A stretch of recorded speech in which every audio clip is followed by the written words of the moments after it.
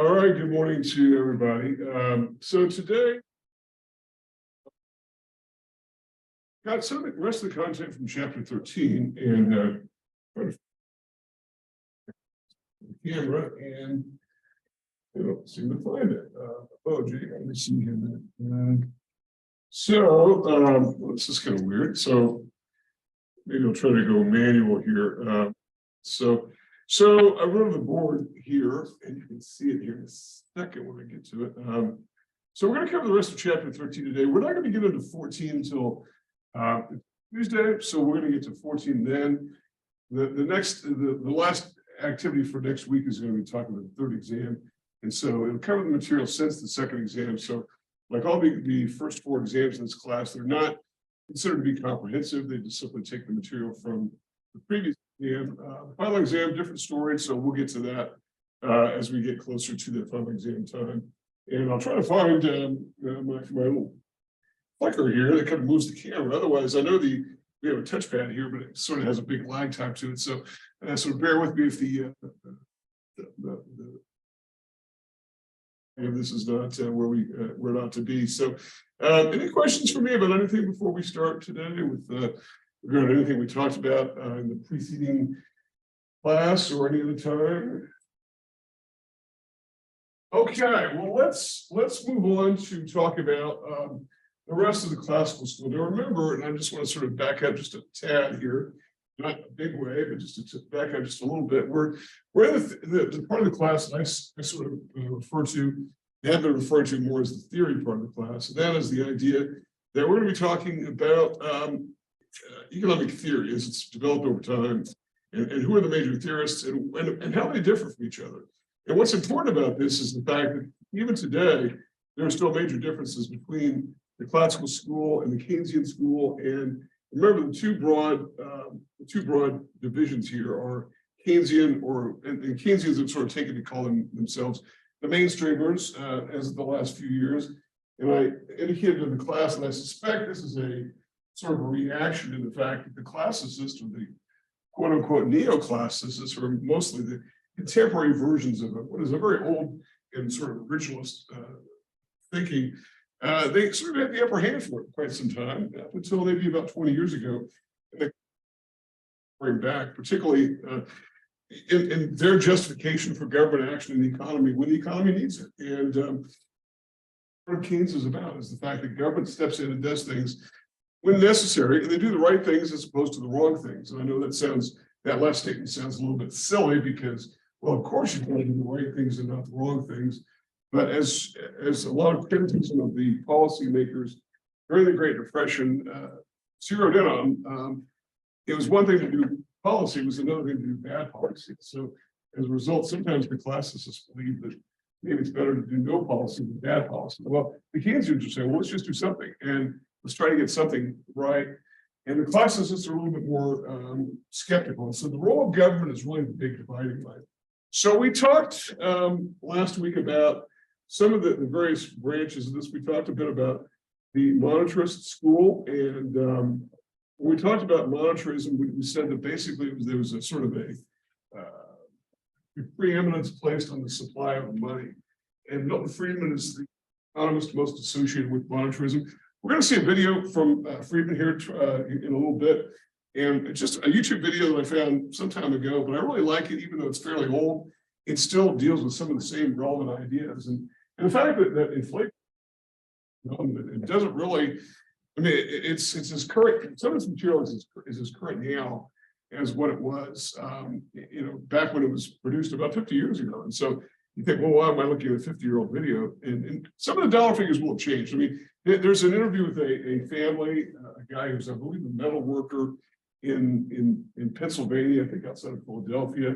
So obviously the incomes are going to be less than what they would be today. But in fact, I think somewhere I blew that up and sort of, adjusted for inflation, and I forget exactly where we ended up on that. But I can find that while that is going on, I will. And then we'll talk about the rational expectation school, and I'll talk about who they are in a minute. We talked about the supply centers last time. That was really the last that we saw of that. So anyway, before we move on to rational expectations, let's take a look at this video and I think it's got some interesting things, and I don't know, try to get the volume, as I know when I sort of queued it up earlier, it wasn't very loud. So let me try to get it as loud as possible. If it's too loud, then I'll try to adjust for that. So we'll take a look at that one. We'll make some notes and a discussion of that on the other side. This is Milton Friedman from the University of Chicago.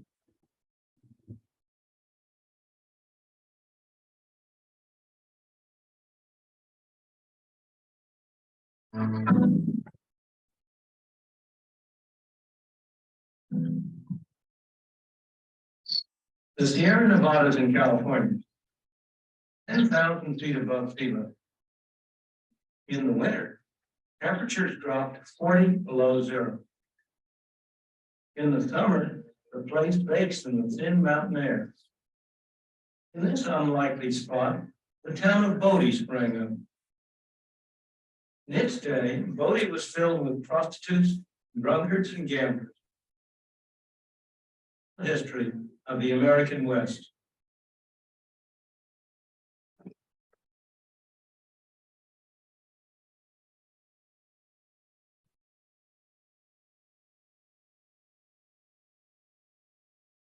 A century ago, this was a town of 10,000 people. What brought them here? Gold. If this were real gold, people would be scrambling for it. A series of gold strikes throughout the West brought people from all over the world, all kinds of people. They came here for one purpose, to strike it rich, quick. But in the process, they built towns, cities, in places where nobody would otherwise have dreamed of building a city. Gold built these cities. And when the gold was exhausted, the cities collapsed and became ghost towns. Many of the people who came here ended up the way they began, broken and unhappy. But a few struck it rich. For them, gold was real wealth. But was it for the world as a whole? People couldn't eat the gold. They couldn't wear the gold. They couldn't live in houses made of gold. Because there was more gold, they had to pay a little more gold to buy goods and services. The prices of things in terms of gold went up.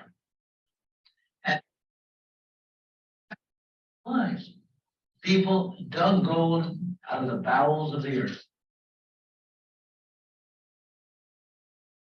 At long last, it was transported to distant places, only to be buried again. This time, in the vaults of banks throughout the world. There's hardly anything that hasn't been used for money. Rocks in Ethiopia, brass rings in West Africa, London. Even a toy cannon, anything can be used as money. Crocodile money in Malaysia, absurd, isn't it? Of the population that still smokes may recognize this stuff as the raw material from which their cigarettes are made. But in the early days of the colony, long before the United States was established, this was money. It was a common money of Virginia, Maryland, and the Carolinas. It was used for all sorts of things.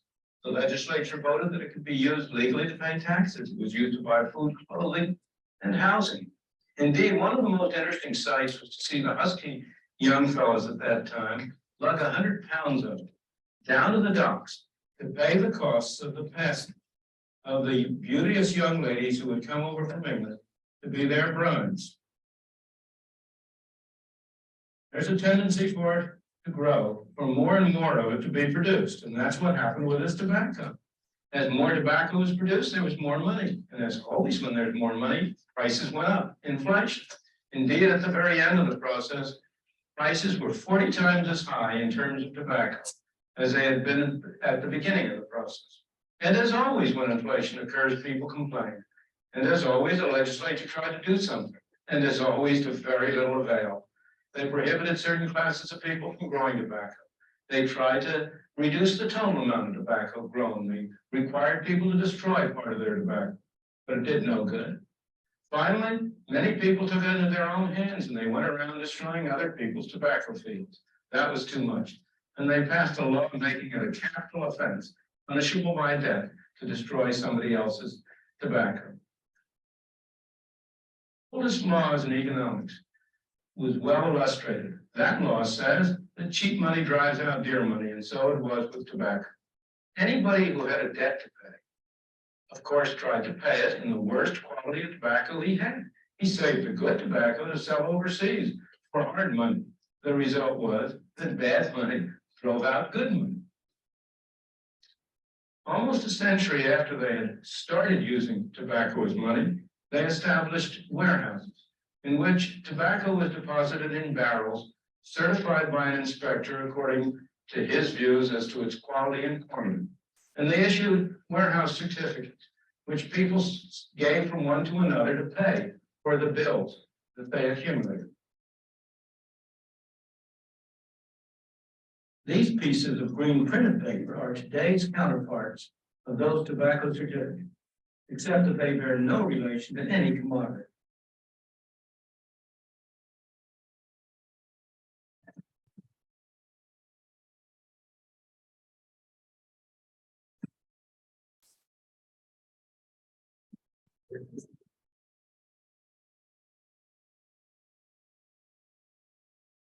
The fact is that most people enjoy the early stages of the inflationary process. In the swinging 60s, there was plenty of money around.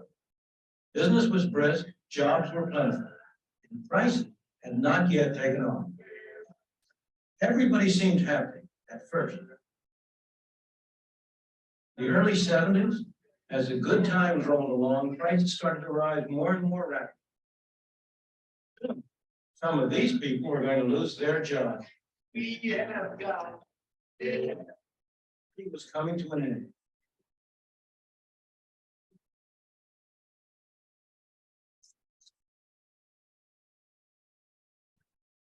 The story is much the same in the United States, only the process started a little later. We've had one inflationary party after another, yet we still can't seem to avoid it. How come? Before every election, our representatives would like to make us think we're getting a tax break.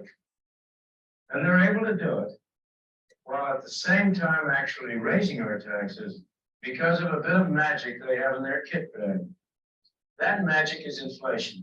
They reduce the tax rates, but the taxes we have to pay go up because we are automatically shoved into higher brackets by the effect of inflation.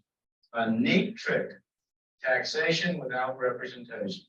The more I work, it seems like the more they take off me. I know if I work an extra day or 2 extra days, what they take in federal income tax alone is it's almost doubled because it apparently puts you in a higher income tax bracket and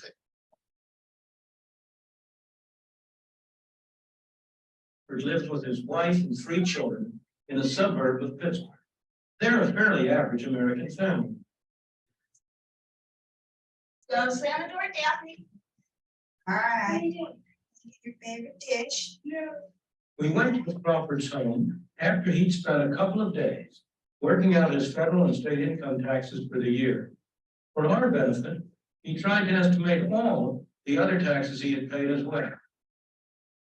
In the end, though, he didn't discover much that will surprise anybody. inflation is going up, everything's getting more expensive.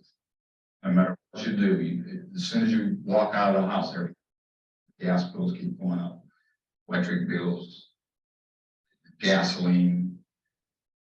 You could name 1,000 things that are going up. Just everything is going sky.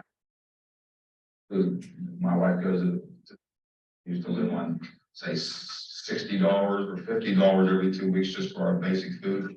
Now it's $80 or $90 every 2 weeks. Things are just, they're going out of sight as far as expense to live on. So it's getting tough, and it seems like every month it gets worse and worse.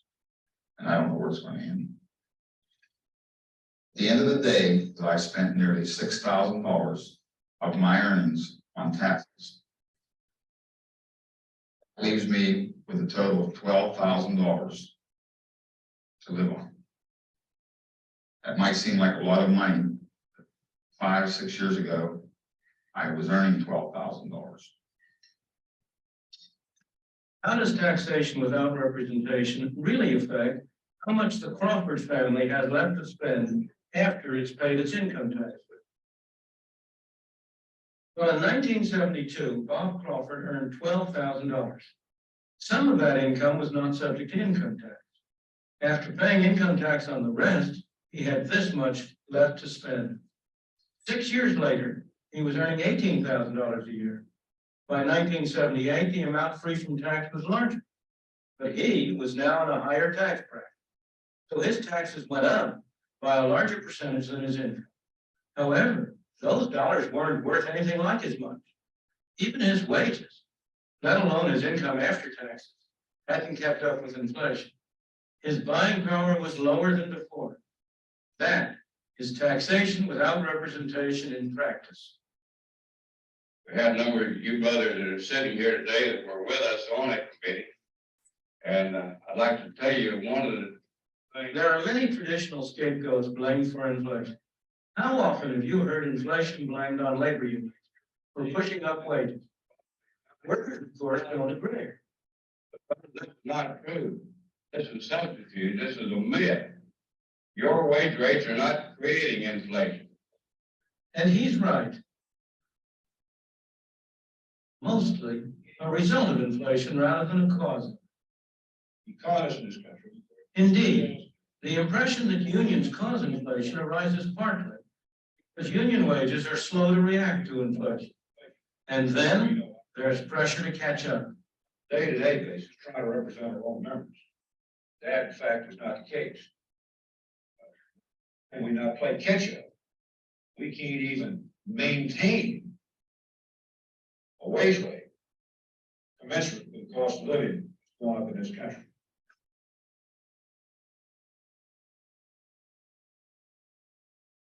We have inflation in the United States, or for that matter, anywhere in the world. It's because these pieces of paper and the accompanying book entry for their counterparts in other nations are growing more rapidly. The truth is, inflation is made in one place and one place only, here in Washington. This is the only place where there are presses like this that turn out these pieces of paper we call money. This decides to determine how rapidly the amount of money shall increase.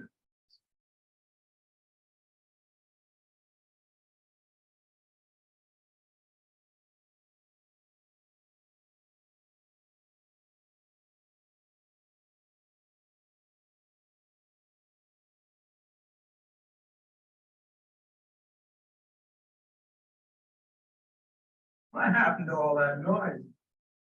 That's what would happen to inflation if we stopped letting the amount of money grow so rapidly.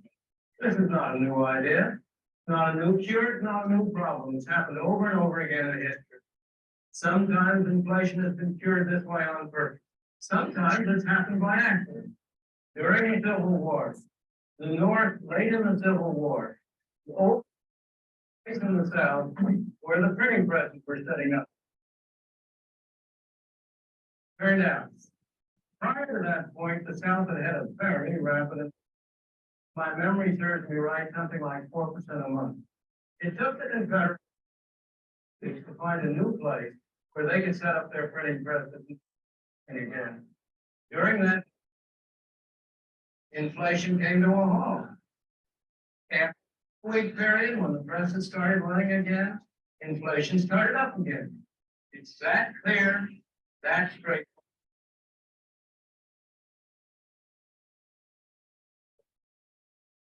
Oh, okay. And I apologize for the Twix video. Okay, so let's talk a bit about some of the takeaways here from the Friedman video, because what I think is interesting about this concepts are brought up here. I'll bring the lights up here in just a second, so we can talk about these. So one of the things here that we should, oops, hold on a second here. This is part of the problem of using this sort of the monitor here, because handheld thing. It's okay. So one of the big takeaways from this, first of all, and I don't know how big of a takeaway this is, but there's something called Gresham's law, which is the idea, and I think it's particularly salient right now because we see the emergence of cryptocurrency. The idea, and Gresham's law is a really old concept of economics that says that good money or bad money drives out good money. Basically, what that means is if there's anything that can be substituted, it will be, and it'll be of lesser value.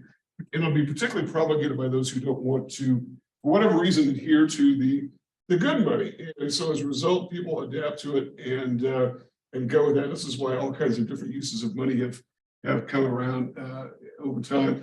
And to some people, the removal of the gold standard was an example of this. At least gold has a fixed amount, and you can only grow the money supply in proportion to the supply of gold, but that's a whole other argument altogether. Anyway, more importantly here, inflation doesn't seem so bad at first. So this is one of the things I think we ought to key off up here. So inflation early on is not a bad thing to a lot of people because, first of all, it's usually synonymous with a very strong economy, very low unemployment, and as a result, people feel pretty good about things. And inflation has not yet really taken a bite out of people's purchasing power. The problem is that over time, that party starts to come to an end. And of course, he focused on Britain in the 60s and swinging 60s, I guess you could call it. And the fact that people were having a good time. It was really the beginning of, from an economic standpoint, the beginning of an inflationary cycle that ended quite badly for pretty much every economy in the world that had inflation, which was most of the industrial world. And so what seems like a good thing at first becomes not so good, particularly since wages often do not catch up with rising inflation. Remember, we've talked back in, I think it was chapter 9, when we talked about inflation. We said that what are some of the problems with inflation? And one of the big issues here was the fact that wages don't catch up with inflation. And when they do, it's almost always after the fact. I can't think of any instance in which somebody has anticipated inflation. Contracts, some places are structured that way, particularly professional contracts where there's an expectation that prices are going to be changing. And so if it's a very long-term contract, maybe there's some provision built in. The life insurance industry for years, 70s when inflation was raging, began inflation riders that would allow the value of life insurance to go up with inflation. But even there, you still got to pay for that coverage up front, even before any anticipated inflation comes about. So, the idea is that inflation, it doesn't seem bad at first, but eventually wages don't keep up. And then therefore it's a deal where prices are rising faster than wages. So inflation, if you didn't get the message from Friedman's video, inflation is a really serious issue.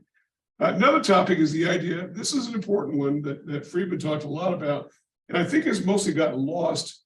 And even though, and I know this video is probably 45 years old, something like that, I think it's still very current in terms of its discussion of an inflationary condition. But the idea that in a progressive income tax system, inflation results in effective tax increases. And of course, Friedman is generally skeptical of government, the fiscal policy side. That was one of the main points of emphasis when we talked about classicists in general, monetarists in particular. It was the idea that fiscal policy results in sort of a cheating of the public, particularly in progressive taxes. And let's talk a bit about what progressive taxation is.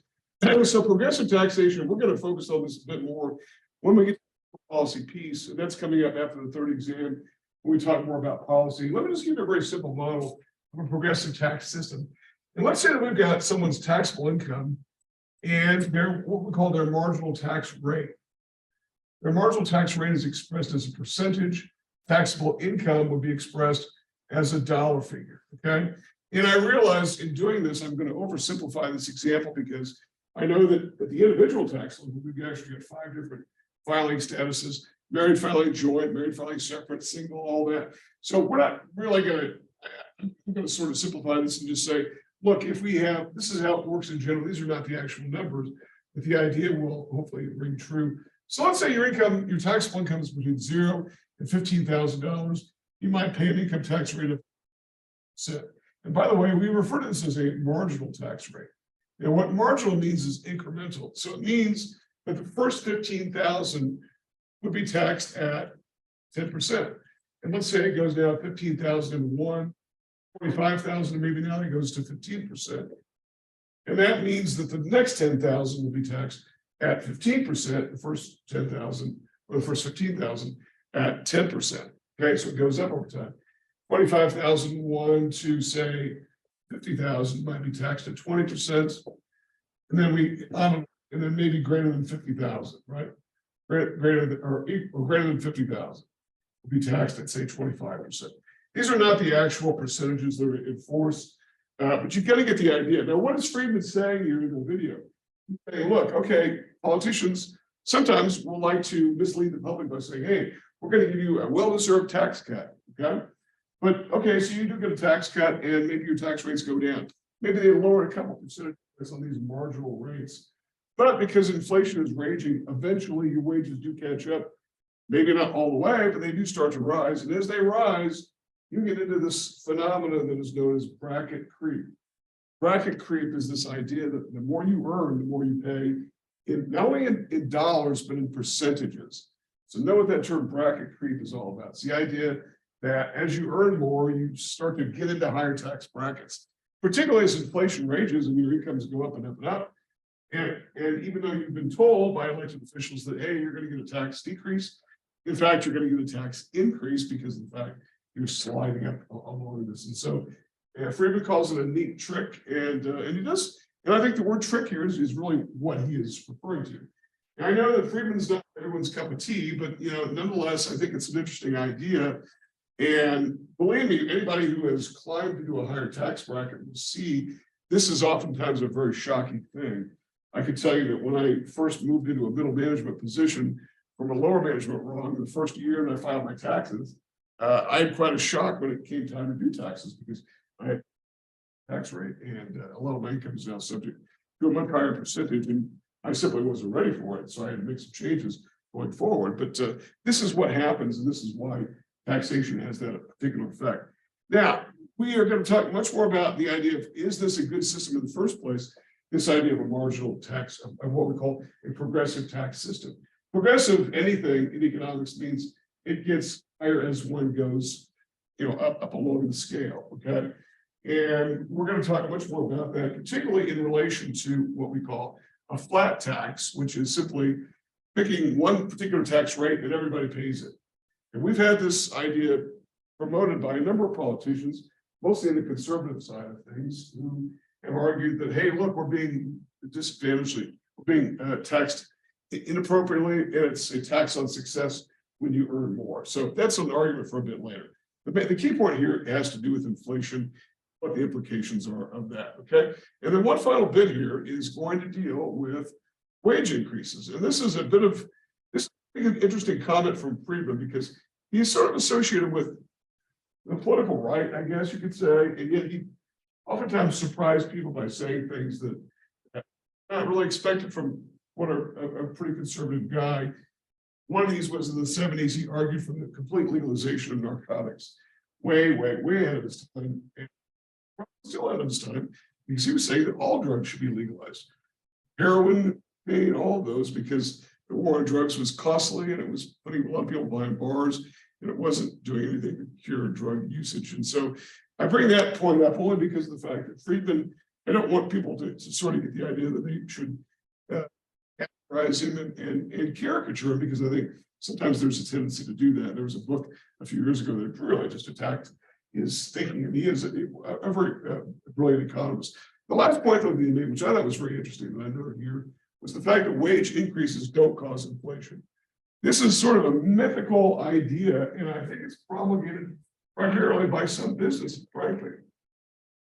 Some business interests at least will hold off on wage increases by saying, look, wage increases are inflationary. And in fact, I will tell you that of the two kinds of inflation, the two generic forms, demand pull and cost push, there is a variation on cost push called wage push, which sort of wages are due to our causes of inflation. Because cost push inflation is sort of supply side inflation, a shrinkage in supply relative to aggregate demand. Assumes that wages cause higher prices, but that's not really the case. And the whole idea of the wage price spiral is one that we hear about. And I don't know that I really buy that. In fact, I don't think there's a lot of support for it. And Friedman himself doesn't support the idea, basically saying that wage increases are the result of, not the cause of inflation. Because as we made clear, if your wages or lagging price increases, then obviously, how can they be a cause of inflation? It's a result of inflation. And big culprits here is oftentimes unions. And unions been controversial to some people. And a lot of businesses don't like unions very much at all. That's probably no secret. And any kind of argument they can make that would weaken the power of unions, I think is all their benefit. So the idea that wage increases are the cause of inflation is really a myth. And it's one that I think Friedman has tried to push back against. And I think he is an unlikely proponent of that idea. I really do. Okay. So questions about Friedman or what he was up to there? Okay, well, let's pick up the rest of the discussion regarding the classical school, and then I'll go on to sort of see if there's a way that we can reconcile these two seemingly conflicting views, macro views of the economy. Let's talk about the next topic here. That's something called the next sort of branch of classical thinking, and that is something called the RET theory, rational expectations theory. Okay. So rational expectations theory really began in the early 60s with the work of an economist named Muth. And it was picked up and really sort of run by a number of economists, mostly these sort of freshwater economists. One of those was Robert Lucas at the University of Minnesota, and he eventually made his way to the University of Chicago. He's still around, but I don't believe he's still in the faculty there. But Lucas's main idea, and he won a Nobel Prize for his efforts in the realm of rational expectations. Rational expectations theory is this idea that private actors in the economy behave in an anticipatory manner, particularly as it relates to government policy. That is, they incorporate in different outcomes based upon available information. And one particular bit of support for this is the fact that the US Treasury market, particularly the 2-year Treasury note, which is basically just a form of borrowing by our Treasury. Our Treasury issues debt in order to finance deficit spending. That rate, whatever that rate does, goes up or down, usually dictates what the Federal Reserve will do when it meets periodically and alters interest rates if it does. And in fact, there's a lot of evidence that is a forward indicator, what we call the leading indicator of what the Federal Reserve will do. And interestingly, that rate has not been going down like what a lot of people have been expecting it to do in the wake of these bank failures over the weekend, but instead has really stayed fairly high. And we're going to get into the whole business of deficit financing when we get to the policy section of the course. It'll be coming after this exam. The point we want to make here, though, is the fact that that's a good example of the fact that private actors are already way ahead of the actual results and therefore are essentially saying, look, we already know what the government policy is going to be, and therefore we've already made our adjustments based upon that. Now, Lucas goes further and says, and this is maybe too far for some, and your text points out the fact that there are people who do have problems with this set of theories, which I don't know is really a theory, one theory at all. It's more, even though it's called rational expectations theory, it's really more of a worldview, I think. And in fact, even though it's associated, there is a Keynesian variety of this as well. But here they go a little bit further than just that idea by saying, look, people will actually take steps to counter policies and render those policies ineffective. And they'll do it not because they're trying to thwart the policy necessarily, but they'll do it to try to make their own situations better. So as a result, government policy tends to be less effective than what it ought to be. So let's give you a couple examples of what this might look like.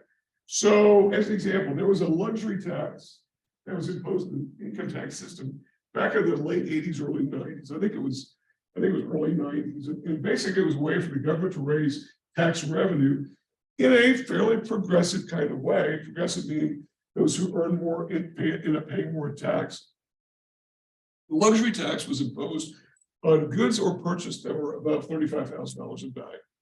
So if, we're talking about things like luxury cars, houseboats, jewelry that's very expensive and all those kinds of things. And so it was set to take effect January the 1st of whatever year it was. So if you were going to buy a Cadillac or a houseboat or a speedboat or whatever, what would you do if you knew that tax was coming? What would you do? You could buy it ahead of time, wouldn't you? Which is what people did. And I can recall working in banking at the time, and people that week between Christmas Eve, Christmas and New Year's, which is usually nice time for bankers. A lot of times we're sort of checked in, checked out, sometimes long lunches, that sort of thing, mostly because our clients are out of town or people are on vacation, got family, whatever. But I remember us being very busy making loans to people to buy Cadillacs, to buy luxury cars. Why? Because they wanted to get ahead of the tax, and if they knew they were going to buy it, they might even move up their decision. It's kind of like an inflationary decision. If you know it's going to happen, then do it now. So as a result, what happened after January the 1st? Really, the demand for those goods just went zero. Nobody really bought those goods because everyone tried to get ahead of the tax. Meaning it rendered the tax ineffective, and it was eventually taken away. It wasn't really popular among a lot of people anyway. So, but that's a result of a policy that didn't work. One other issue when it comes to taxes, one other example I can give you is I think an even more powerful example, and it got more pronounced over time to the point where it became sort of a policy joke, and that was the home state where I first worked. When I first entered banking was in the state of Indiana, which for years had what they called an inventory tax. And it was really kind of a neat way to raise money from businesses by taxing inventory that was on their books as of November 30th. And the government thought they were being very slick, because why tax as of November 30th? Well, it's because businesses are bulking up on inventory in anticipation of Christmas shopping season. So it's a good time to get those businesses, plus they're going to have cash to pay that tax because they're going to sell all that inventory. And so as a result, it's going to be a good way to raise tax revenue. It was on the books for years and years and years. Well, think about this. What did businesses do as opposed to having lots of inventory on hand as of November 30th? What did they do? Well, throughout the month of November, they would have inventory tax sales everywhere, particularly on big ticket items, furniture, appliances, vehicles, furniture sort of. In fact, it became this kind of running gag. If you're going to buy furniture, wait till November, it'll be on sale. And it will be on sale, or a washer or dryer. And businesses, for them, they didn't mind giving a discount to buyers as opposed to paying the tax, because they were indifferent. They knew they were going to have to pay something, but they'd rather, get rid of the inventory to avoid the tax and help their customer, please their customer, make a happy customer, than pay the government. What this tax did, and over time, businesses got a lot better at doing this.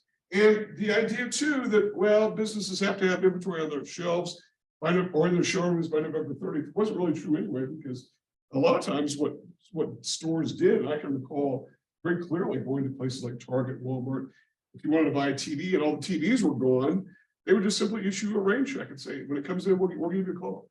And they did. People were okay with that, and sometimes even they were already out by November 30th. They'd say, we'll give you the sale price. Here's a rain check. When it comes in, we'll call you. People were happy with that. That made for good buyers. But it didn't make for good tax revenue raisers, because of the fact that they were trying to get ahead of that tax.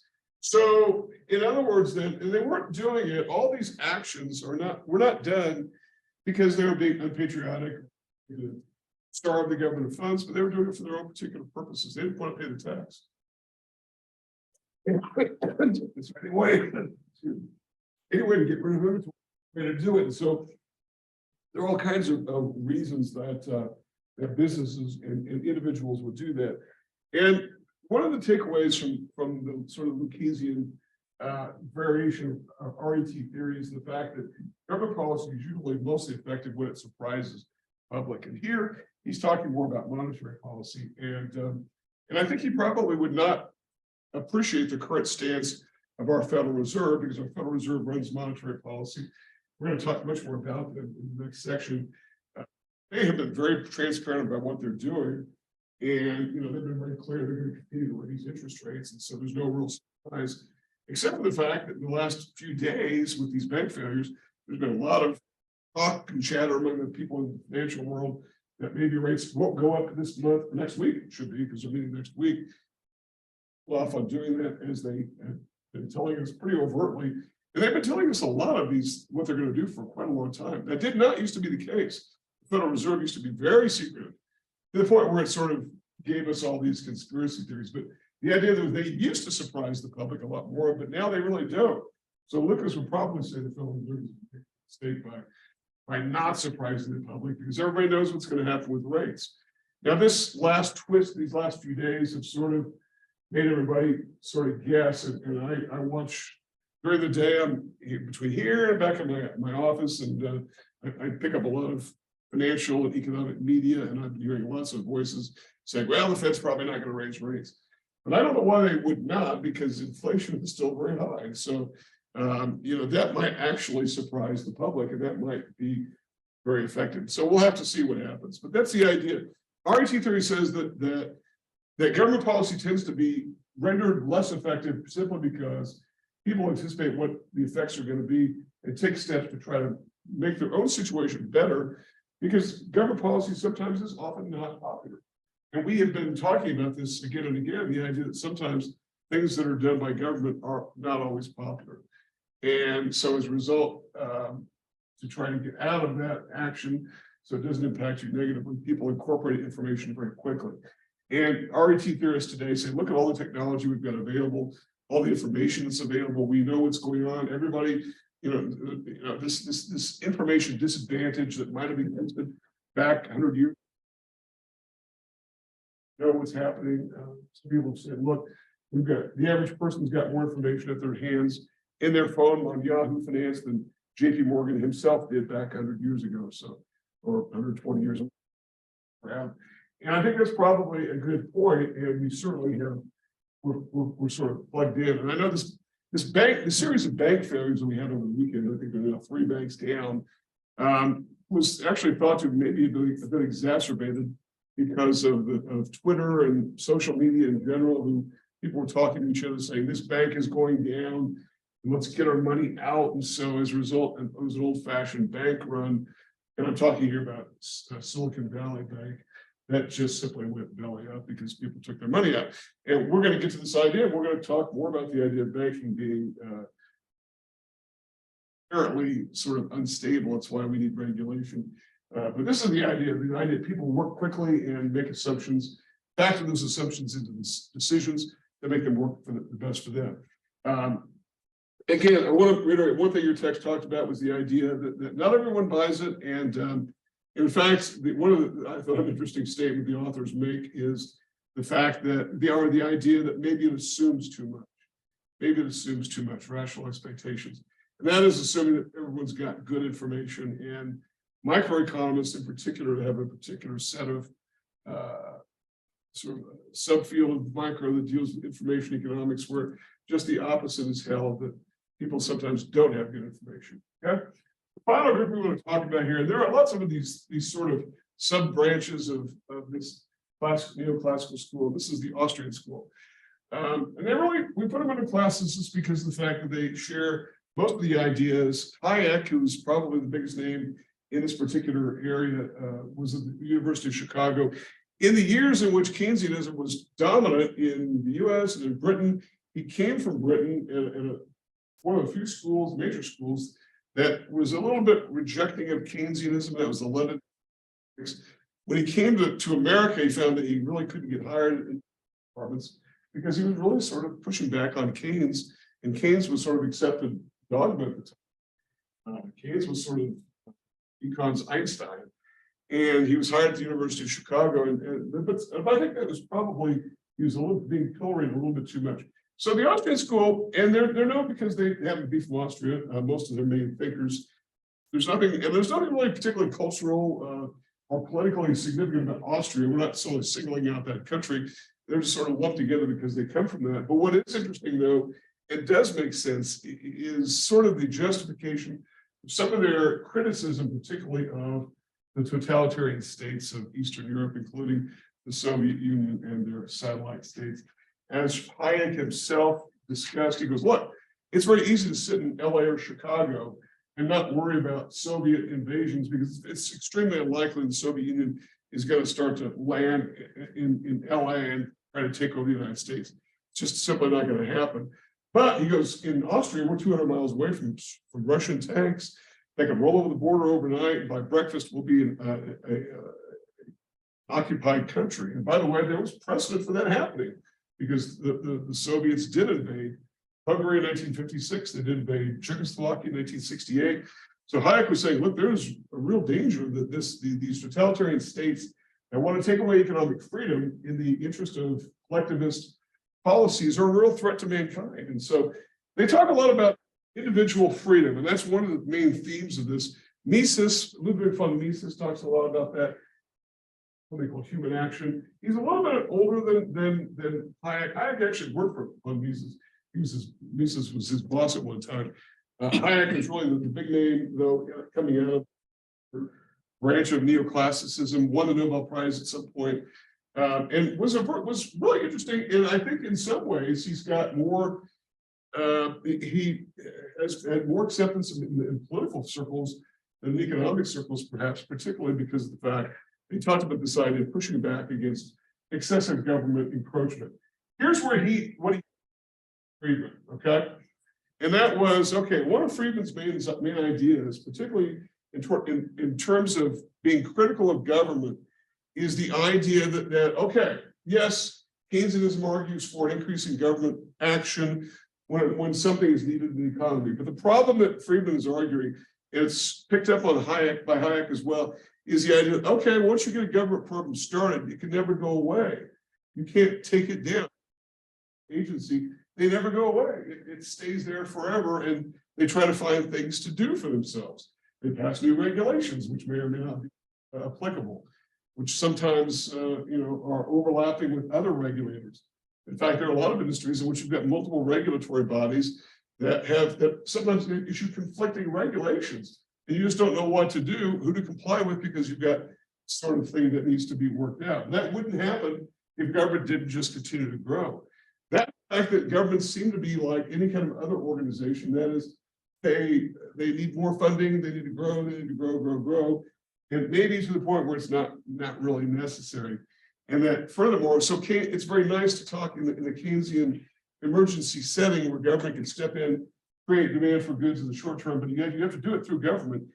Government is an institutional body that has agencies and departments and bureaucrats and people with lifetime careers that they want to be in that. And so as a result, it never goes away.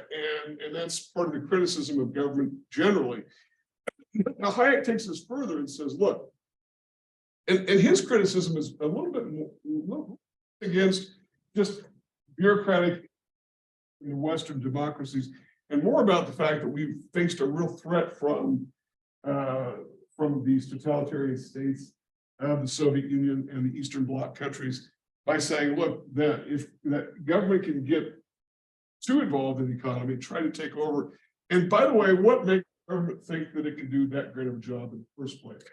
Hayek has talked about the fact that of all the trillions of economic transactions that go on in every economy in every year, what makes government think that it can handle all these, that they can coordinate them, that they can see what's going on, they can make judgments, they can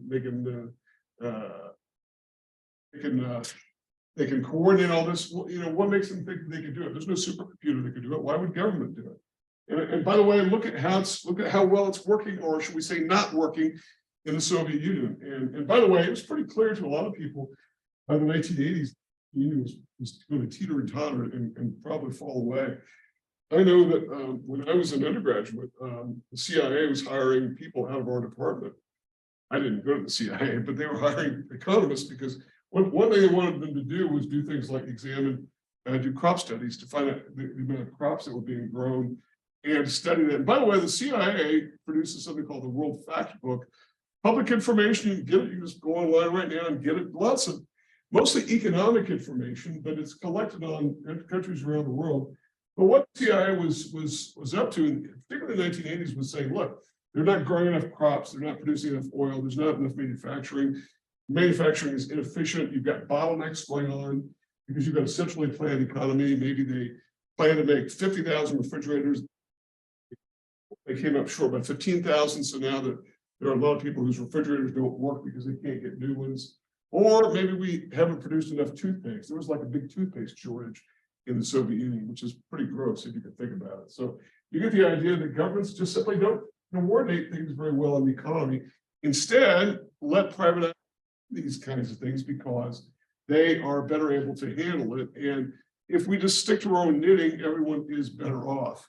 And that goes back really, once again, we come back full circle to some of the very beginnings of classical, not neoclassical, but classical thinking, back to Adam Smith, who said, look, if we just all mind our own business and take care of our own work, everyone will be better off. And that assumes, of course, that people do act responsibly in their own best interest. But that's part of the idea. So Hayek is an interesting character.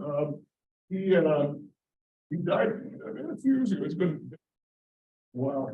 His work is actually sort of been revived in some places. I know that at one point the British Prime Minister Margaret Thatcher was asked what the Conservative Party conference was asked, what do we believe in? What should we be telling people that is our main theory? And she pulled out a book of Hayek's Road to Serfdom, which is his major work, and said, this is what we believe in. And so she was a big believer in his work and the idea that human action, human freedom was really the main issue there. Okay.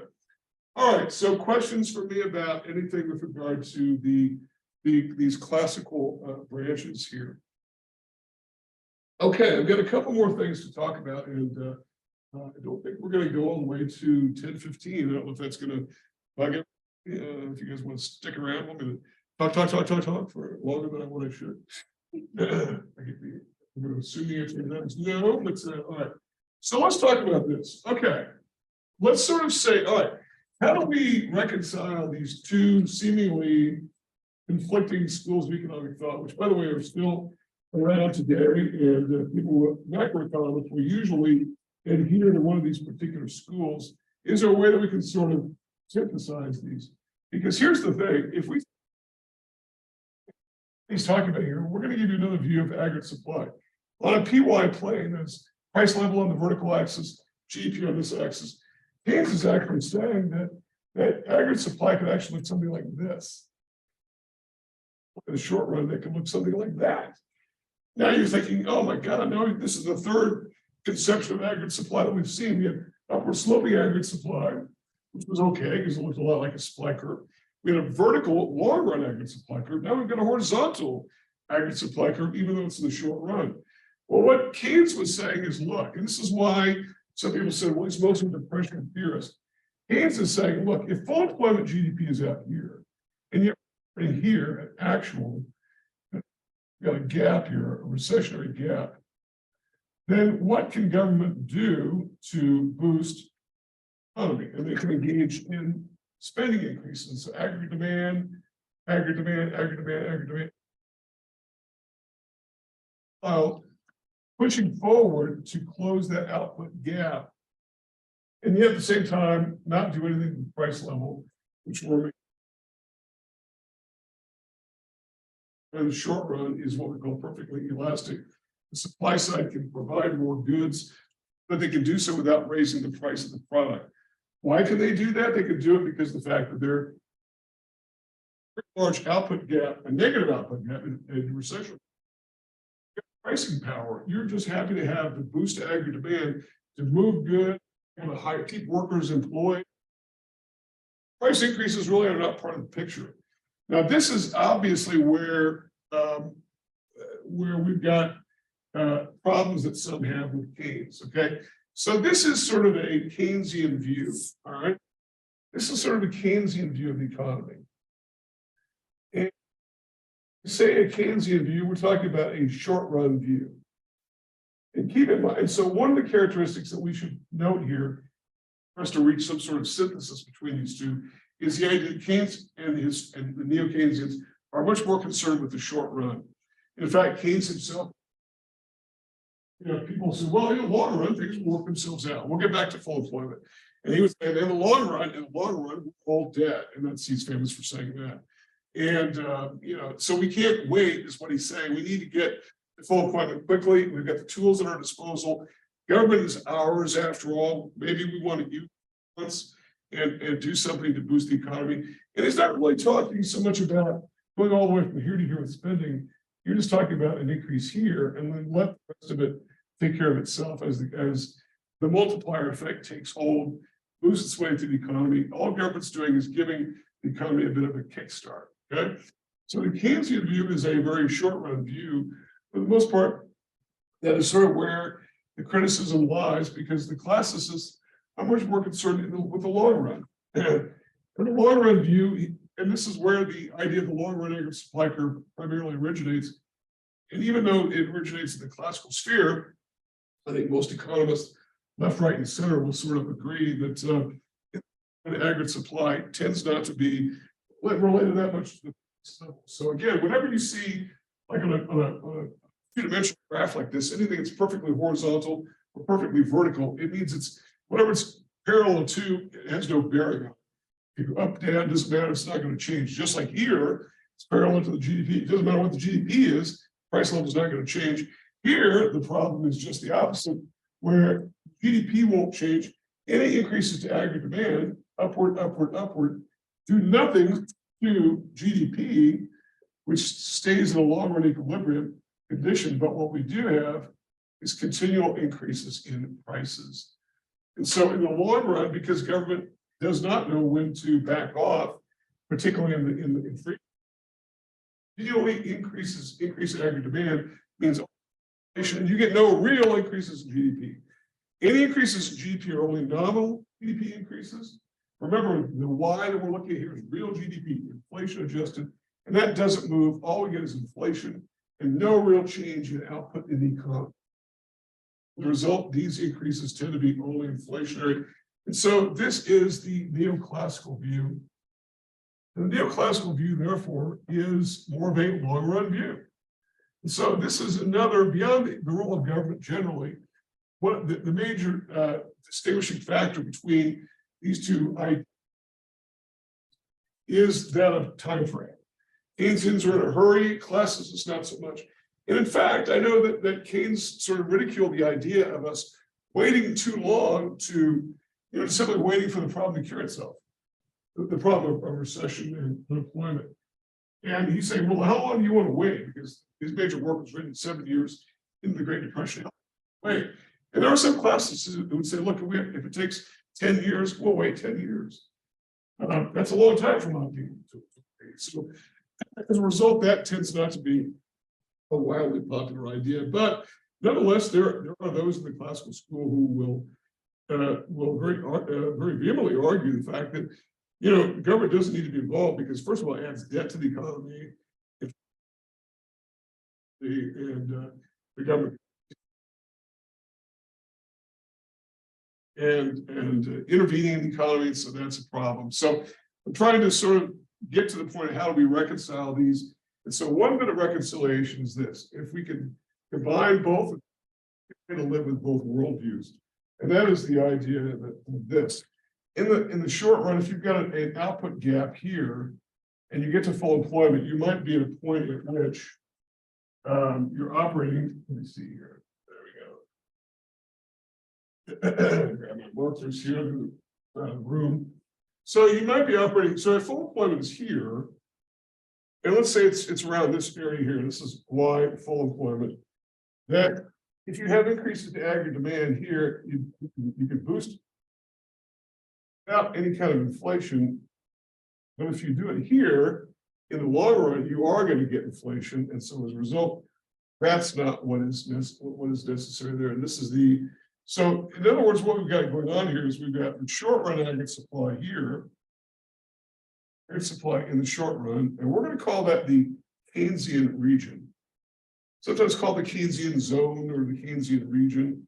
And that is Keynes may say, particularly when output is below the full employment level of output. So in other words, there's a recessionary gap. And this region here, or a long run aggregate supply area, we're going to call the neoclassical region or the neoclassical zone. Okay. So the way to look at it is the idea that maybe when the economy is going great guns, then government should back off because all it's doing is adding fuel to the fire, artificial demand. And by the way, as I mentioned last time, that the neoclassicists, particularly in Friedman's era, talked a lot about the spending in the 1960s on expansion of government programs like Medicare, Medicaid, the Vietnam War, et cetera, all of which were really sort of discretionary items that government just simply came up with. And as a result, they were very much inflationary. So this might be one way to synthesize it. And the class Keynes has got something to say, but maybe he's primarily a depression theorist.